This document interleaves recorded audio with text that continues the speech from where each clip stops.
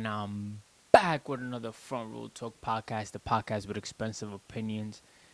This is episode, I gotta look at it right here, 137. We 137 episodes in. Before I start, make sure you subscribe, you like, you comment, and you share this video. Check the description down below where I have my link for my Instagram, TikTok, and Twitter. I've been more active on Twitter nowadays than TikTok and probably even Instagram. I've gotten into that TikTok phase or whatever you want to call. I mean, not TikTok, Twitter phase. It's definitely, I guess you could say, addicting, or an app that's funny to be on, or whatever the case may be. But yeah, this episode, as you can see by the title, I'm gonna give my rankings for the Some Sexy Songs for You album. The reason why I'm revisiting this topic is because I never really did a full video for it right after the release. And I didn't end up doing a reaction video at that. So I'm like, I might as well just, give my ranking, which was super hard to do. I, don't judge me for the ranking. This is my opinion. I literally heard the album 10 minutes ago. I heard it from 1 through 21. Before I doing a video to kind of refresh my memory, even though that's mostly what I've been bumping since it came out. It's about to be 2 weeks since the album is out. By the time you guys see this, it'll be 2 weeks since the album is out. I do have my favorite songs, but this list right here, it could definitely change for me in the next month or two. Meaning it was hard because the album is really good, really really good. I've seen a lot of good positive reviews on it, and I've seen negatives too. But I think the positive is outweighing the negative with it. I think that the production on the album is crazy. Probably his best produced collab album that he has. The beats is crazy. The switch ups is crazy. And yeah, I wanna start from 21 and then go all the way to number one. That way, you guys, are looking forward to my top 10, my top 5, and like I said, I might even change my mind as I'm reading my list right now, but we shall see. Let's get started with this video. All right, we got the paper right here. I had to write it down, and I will be posting the list on Twitter, on Friday when the video is out. So for number 21, basically the worst song. But it's not really the worst. It's just a song where I'm like, I think the album, if people want to say it has skips, I think people could only say it has 2. If you say it got more than 2 skips, I feel like you're lying. And this is not even me being biased. I feel like literally, if it was 19 songs and number 21 and 20 were not in the album, it would have been a no-miss album. But I wouldn't be mad if somebody says that it's a no-miss album already. But for 21, I got Glorious. I feel like the Ice Spice in it was cool or whatever. It's just the flow that he took, was kind of like, we've heard it before. But I don't know, it's just the beat and the flow. I didn't really care for it, once I heard it. But the little switch up and the beat was nice. The switch up was what saved the song, in a sense, which is why I'm like, it's not really a miss, but it could be. But I have a 21 because I feel like all the 20 songs are better than it. For number 20, I have Meet Your Padre, with Chino Pacas and Party Next Door and Drake. This song, definitely, first time I heard it, made me dance. I was hitting my little to the left, to the right. But yeah, it definitely made me dance. One of the most dancing beats that there is. That one and Nokia. I like that, really make you dance. Stay tuned so you can see what I have Nokia on this list. But yeah, Meet Your Padre is cool. I think Party Next Door, you could say, saved the song. He probably has one of the best verses. That's one of the songs where he has one of the best verses in the whole album. And I feel like that towards other songs too. Party Next Door did his thing. So did Drake. But Party Next Door, I gotta give him his flowers for that. Number 19, I have Die Trying. And I know that's kind of pretty high. Listen, I mess with, like I said, from 19 and on, you could have Die Trying high and I would not be mad. And like I said, my list will most likely change. But I have Die Trying on 19. I definitely see that song like on the ending of a movie or like in a concert. Everybody's flashlights on, just moving their hands side to side. It's giving that type of vibe. Yeba's part wasn't as long, but it was definitely a good part. I feel like they added her to the right part of the song. Just kind of, you know, concluding the song a bit. I really like it. Number 18, OMW, basically On My Way. Um, I think On My Way is good. I've heard it a couple times. I mean, I always try to listen to the album, the full album, but you always get stuck on those 5, 6 songs that you just, go to. Number 17, I have Celibacy. That song is crazy.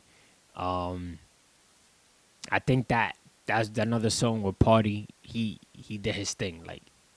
Like that song, I be listening to it and Party's part come on, and I be like, yeah, this is for me. This is what I'm talking about. I feel like Party had a really really good part on that song. Like I said, the switch up. I think Celibacy is number 17. For number 16, I got Lasers. Um, Drake's part is crazy, and the whole Beyonce "Say My Name" thing, I found it cool. Um, Definitely a good song. I have it number 16. For 15, I got Brian Steele. Shabba Stay, I'm too good for that, guys. Hey, hey, and then definitely a song you could put in a spot. More. I think this one and I think he had what? No, yeah, this one. He had like 3 rapping songs. This was one of them. Brian Steele, for those who don't know, is I think Young Thug's lawyer, if I'm not mistaken. I think he shout out Thug in a song too. Um, Talking about he can't put the beef aside, whatever the case may be. But definitely one of those that song has a really good beat as well. For number 14, I got Small Town Fame. I know you guys is probably like, damn, Small Town Fame number 14. Yes, it's number 14. This song has one of the craziest beats. I stand on that. This song has one of the craziest beats. He's talking about Baby M, the famous Baby M, that he's been talking about since her loss. But yeah, Small Town Fame is there. Number 14. Number 13, I got Pimmy's Dilemma. Um, that her voice is crazy. Shout out to her. I don't know where Drake found her or where she been at, but I definitely would like more music from her. It's mad, it's soothing. It's I like how it goes into like, let me see what song is after Pimmy's Dilemma, because a lot of people were saying that there's like a, not a theory, but it's more so if you listen to the album from song number, Pimmy's Dilemma is number 8, but in my ranking I have it 13. But from Pimmy's Dilemmas to Brian Steele to Give Me a Hug to Raining in Houston, he's basically talking to a girl. Pimmy's Dilemma is basically saying like, oh, don't go outside, your friends let you bug out, whatever. Brian Steele is saying like, nah, I'm going out with the guys, like I'm too lit. I should stay inside, but I'm not going to. Give Me a Hug. It's like him saying, "Oh, I'm going to the club, having fun," and then Raining in Houston is basically it's a toxic song. And yes, I took that from Twitter, but it does make sense. Once I saw that tweet, I definitely went back and I heard it, and I was like, "Damn, I didn't even catch it." So it definitely went over my head. For number 12, I have CN Tower. Um, it's a great intro, like it's a great intro song. I feel like Drake doesn't miss with his intro songs. But I think 11 through 1 is better than CN Tower, respectfully. Um, I like how he does the blue, green, red thing that he's been doing since Members Only and for all the dogs. And then he dropped a song called Blue, Green, Red. And then now he's like, he used it with the CN Tower, like, oh, CN Tower is red, is blue, is green, whatever. So it's definitely something that, like probably little Easter eggs or whatever, or he might be hinting at something that's coming in the near future. CN Tower is really good though. I've seen a lot of people make TikToks to it, like actually going to the CN Tower or recording it with the song in the background. The switch up is crazy on that song as well. Now I want to go through from 11 to 1. Now I don't know if people have this song as high, that I have it, but I got Deeper, number 11. Um, it was, I think, the first song that they used as a snippet, or like as promotion towards the album. Drake had posted it in his Instagram page. Listen, that song just party. I think that's top 10 party songs ever. I stand on that. And I know Party has a lot of bangers, um, but Deeper is crazy. Just him on that solo track, the beat is crazy. You know, he's going crazy on the song. I think Deeper is number 11. I mean, respectfully. Now my top 10. For number 10, I got When He's Gone. Um, so much songs that I kind of forgot how. But I got When He's Gone at number 10. I'm trying to remember the song. Let me play a little part of it real quick. Hopefully it don't.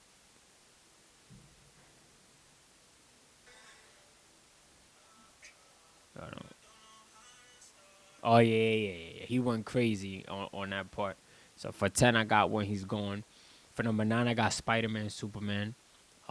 That beat at the end and the switch up and the in and out of the beat, the bass, everything crazy. He's talking about how girls want him to save them. This, that, and the third.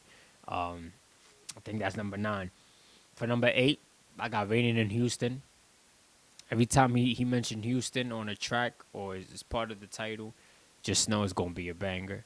I know a lot of people gonna be like, "Damn, Raining in Houston number 8." Some people might have it as their top 5, but like I said, it's so much good songs that it was super duper hard for me to, you know, squeeze it in there because I genuinely think 7, 6, 5, 4, 3, 2, and 1 are better than Raining in Houston.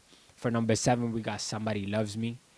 That song is super duper tough. Drake's verses, I think one of the best verses on the album. Respectfully, I think he did his thing on that. Number 6, Crying in Chanel.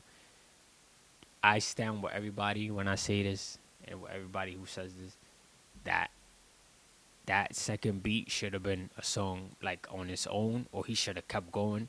I think the same. I think the person who made that beat made the beat for No Face, so it makes sense why the bass was going so hard and the switch up. But he's talking his shit in that song, talking about he's spoiling a girl, this, that, and that. He's talking crazy. Um, Number 5. Now my top 5. Let's get into the top 5. For number 5, I got Greedy, and that's the outro, like that the last song on the album. That song is, if you want to listen R&B, just put that song on. Greedy is super duper tough. Um, just the beats, like everything and what they saying, how they melodize and how they going by it, and then just like how it goes into like you feel like it's winter time towards the ending of the song, and it's I feel like it's the best song that they could have chose to end the album with. But I just have that as my number 5. For number 4, I got Nokia, however you want to say it. If this is not in your top 5, I'm not gonna call you crazy, but I mean it's the hit of the album. It's the hit. Everybody is saying, "Oh, it deserves a music video. It deserves a music video." Will we get a music video? I don't know. Um, we've got one like a little fast pitch kind of music video. It's like a bunch of different images together on the plot twist page, but I feel like we need a real music video. Will we get it? I don't know. I don't care. I know the song is a banger. Um, it's definitely something that you put on. When you in a you roller skating or you in a club. It definitely has everybody dancing. Everybody is singing it. It should be a bigger hit, but we know why it's not. Trying to suppress him and all of that. Not played in the radio for plenty other different reasons, but I'm talking about the music right now. Top 3. For number 3, I got "Give Me a Hug." Um, that he was talking crazy on that. I feel like what he was saying was facts. He shouted out Melissa Ford. Melissa Ford, yeah. If I'm not bugging. She's somebody who's in the Joe Budden podcast. And she's been running with that. I mean, people is even hinting that she's on a music video for that song. But nah, it's the best rap song on the album. Compared to Small Town Fame and Brian Stale. Best rap song. A lot of people saying if this is how he's gonna come for his next album, which is rap, already confirmed. Um, then we in for a good album. Number 2, I got Something About You. Listen, that something about you, and I can't sing. Don't make fun of me. But that loop and the beat and crazy, crazy. Something About You number two, no doubt on that. And if you already, seen, and I got one song left, if you already know which one it is. But Mothballs, which is a crazy name. It's funny because it was one of the songs where I looked at the name when the track list came out, and I'm like, what the heck? And then I searched it up. It was like something with detergent, clothes, or whatever to keep insects away, whatever. But Mothballs is crazy beat, one of the best beats in the album. And the crazy thing is that for my top five, Mothballs, Something About You, Give Me a Hug, Nokia, and Greedy, all of those have crazy beats. Every other song does as well. But those, Mothballs beat is crazy. Pause. Pause. I think that it's the best song on the album, in my opinion. It's the song that I've been going to over and over, or I start with when I listen to the album. Um, and yeah, I mean, that's 21 through 1 right there. I try to be as quick as possible. Um, I wish I did a reaction video to it, but I was like, you know what? Let me, go back to it and at least give my ranking. I haven't seen. I mean, people probably gave their ranking, but I haven't ran into anybody who's gave their ranking like, best to worst or worst to best, whatever the case may be. So I was like, let me go ahead and do it. The best run on the album though is 1 through 8, but realistically 1 through 12, like all like bangers, bangers. Then it gets to Meet Your Padre at number 13. If you think it's a skip, I respect it. It is what it is. Track number 8 through Pimmy's Dilemma through Waiting in Houston. If you go listen to it, you see what I'm talking about. He's, giving a story or whatever. They all gotta do with each other in the same specific order. And like I said, man, the hit is Nokia. Nokia. I don't know. Um, let's see. I do wish we got a music video for it. I think we got a music video. Yeah, we got 2 music videos for all the dogs. We got music video for Her Loss. We got music video for Honestly Never Mind. I think we should get at least 1 or 2 music videos for this album. But we'll see when it comes out. Hopefully it's for the right songs, or whatever song it is for. Hopefully it's a good, good visuals. But that's my ranking. Hopefully you agree with it. You might not, because it's too much, good songs to. I don't know who would have this exact same order. If somebody out there does, that'll be really crazy. Let me know if you do. But yeah, that's really it. We 7 subscribers away from 100. Make sure you subscribe. Other day I got a notification from YouTube Studio, is it? And it was saying that I've been with the podcast for 3 years. I was like, damn, 3 years fly by. But yeah, God willing, I'll be here next week. Episode 138, if I'm not mistaken. Speak about something else. And yeah, make sure you subscribe, you like, you comment, you share this video. Check the description down below. Your boy Salsita is out.